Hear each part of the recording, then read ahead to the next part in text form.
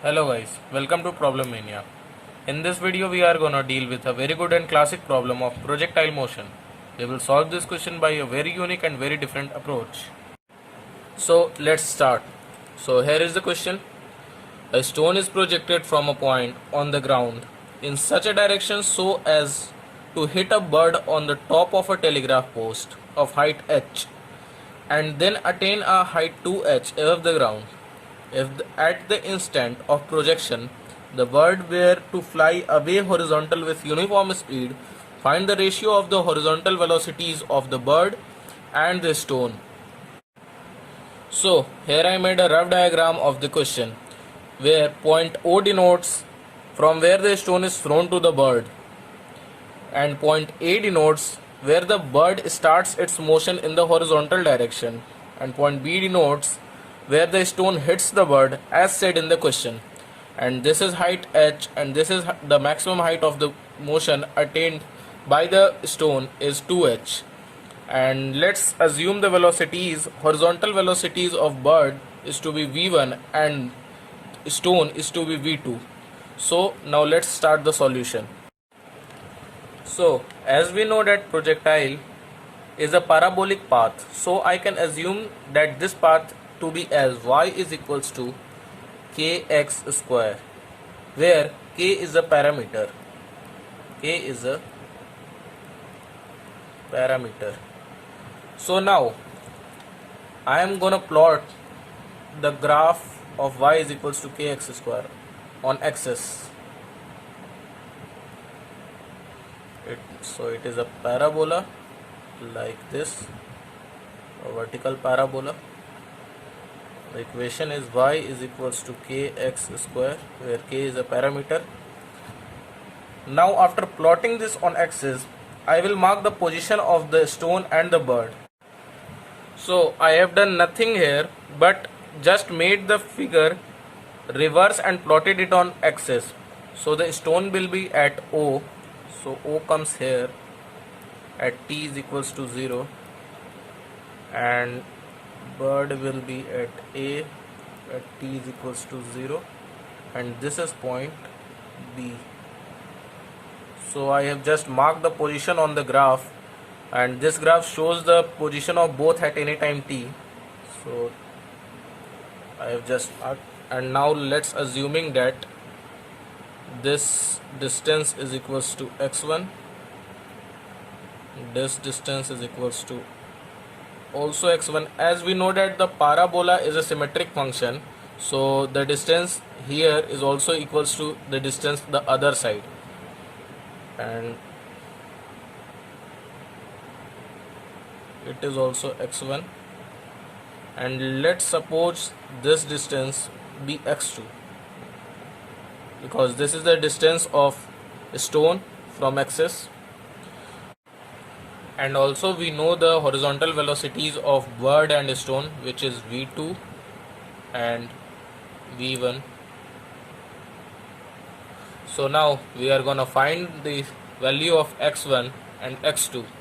So with that we can write the equation of equation in x1, v1 and the time taken by both. So I am writing the equation. So x1 is equals to root over this height. So what is this height? As we know that it is given in the question, this height is h. So h by k. So how I have written x1? We're gonna go through the equation where y is equals to kx square. So y is equals to h, k, and this is x1, so x1 square. So x1 is root over h by k, and this is x1 we have find, and similarly we will find x2. So x2 is equals to under root of, and now what is this height? This height is given in the question that this height is 2h, so it is 2h. So what is x2? X2 will be Similarly, we will find x2. x2 is 2h by k. Since y is equals to kx square and y is equals to 2h and k x2 square, where the x coordinate is this, so x2 square, so x2 is equals to root over 2h by k, which is written over there. So we have find x1 and x2. So now what will be the equation between these two? So the distance between O to B is equals to x2 plus x1, and the distance between A to B, AB, is equals to 2x1. As we know that the time taken by bird to go from A to B is same as taken by the stone to go from O to B in order to hit the bird. Otherwise, if time will be different, it will never hit.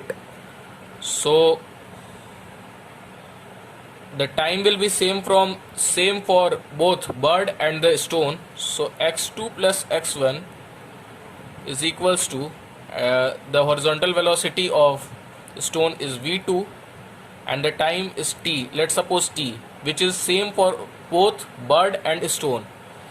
And similarly for bird I am writing 2x1, which is the distance, into speed, which is v1, horizontal velocity is v1, and the time is also same for it, so it is also t. This is equation second and this is equation first.